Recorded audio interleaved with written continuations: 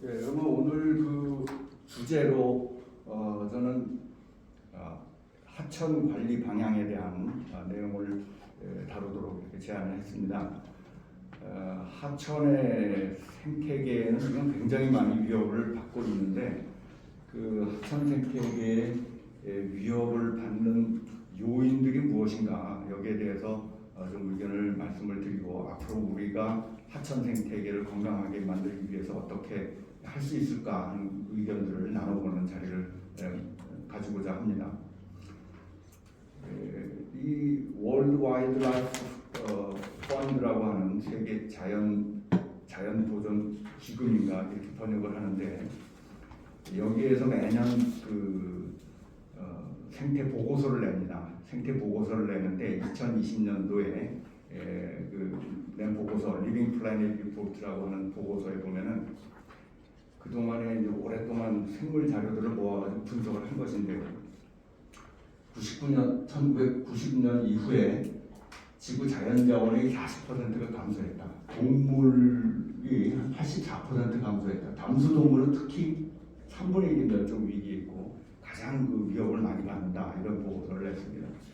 그런데 그러면 그 담수동물이 위협을 많이 받는데 그 이유가 뭐냐, 원인이 뭐냐?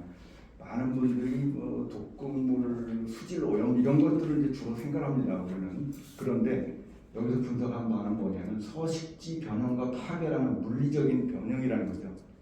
화학적인 요인이 아니라 물리적인 요인이라는 거예요. 서식지를 변형시키고 파괴하고 하는 것들이 남획이라든가 이런 것보다 더 큰 원인이다 하는 것이 바로 이 월드 와일드라이프 펀드에서 낸 보고서입니다. 하천 생태계의 자연성을 훼손하는 그 요인을 보면 물리적 요인, 생물적 요인, 수질화학적 요인 이렇게 나눌 수가 있는데 물리적인 요인은 형태 변화죠. 제방, 댐, 보, 토사가 유입하는 거. 우리나라에서는 이것들이 다 해당이 됩니다. 이런 그 물리적인 변형이 가장 그 생태계에 큰 영향을 준다는 것이 일반적으로 그 생태계를 연구하는 사람들의 공통된 의견입니다. 뭐 잘 아시다시피 그 제방을 만든다는 것 자체는 굉장히 큰 변화를 가져오죠. 모양의 변화를 가져오는데 하천 생태 연구하는 분들이 하천 생태계를 훼손하는 가장 큰 요인으로 꼽으라고 하면 꼽는 게 제방입니다. 수질 오염도 아니고요. 제방입니다. 그 제방이 왜 하천 생태계에 영향을 많이 주느냐? 이게 직선화되면서 서식지가 단순화돼요. 직선화되면서 서식지가 단순화돼 가지고 생물 서식지 다양성 감소로 인해서 종류 감소가 일어나고 또 생물의 그 생적인 이동 통로도 차단하고 또 물이 빨리 내려가다 보면 하류의 홍수도 늘어나고 뭐 등등 결국은 이제 그 땅을 좀 더 쓰자고 해서 제방을 만들어서 하천을 좁히는데 이 하천을 좁히는 행위가 바로 이 하천 생태계를 동물 다양성을 감소시키는 가장 큰 요인으로 작용한다. 이것이 하천 생태학자들의 공통된 의견입니다.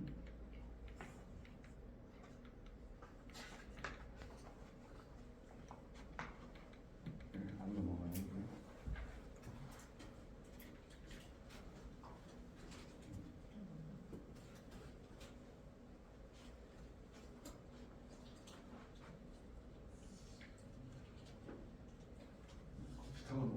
된 건 아닌가?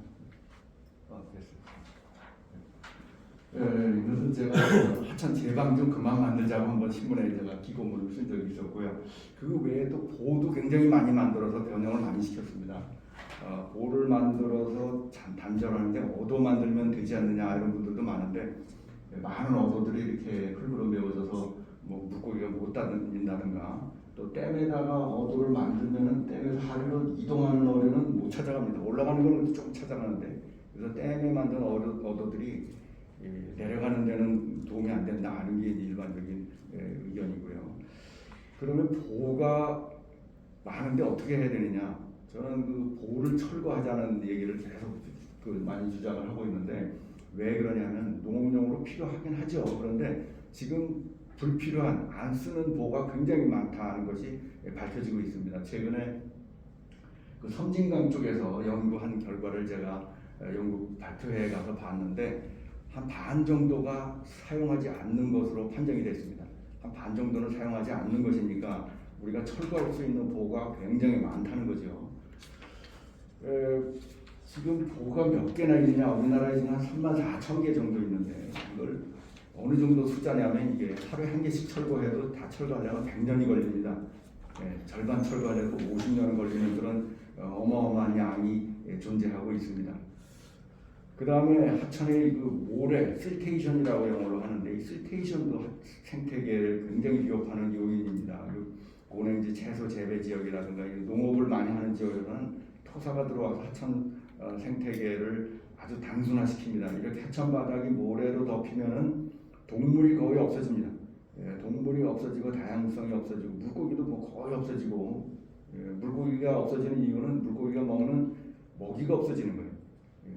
수소곤충이 없어지고 물고기의 먹이가 없어지고 물고기가 알을 낳을 것도 없어지고 이렇게 해서 이 실테이션이라는 자체가 굉장히 생태계 파괴를 많이 한다. 마지막으로 그 하천 관리 개념의 발전 단계 이런 많은 하천학자들이 늘 인용하는 그런 단계인데 후진국에서는 방제 하천의 개념으로 운영을 합니다. 그러니까 홍수를 막기 위해서 물이 빨리 빠져나가기만 하면 된다. 우리 동네 침수만 막으면 된다.